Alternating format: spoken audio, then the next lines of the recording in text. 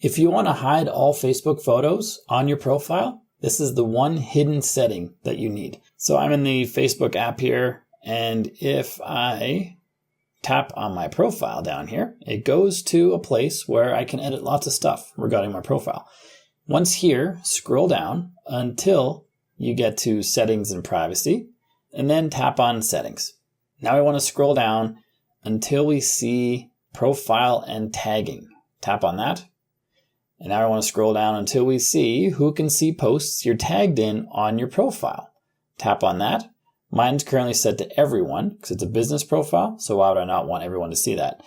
But you can change it to whatever you like. If you want to hide all the photos, choose only me. That means that only you will be able to see the photos that you're tagged in or the photos that you have on your profile. You can also choose just specific friends that you want to be able to see your photos and whatever other options you want here. Just pick the one you want, tap on save, and the change is made.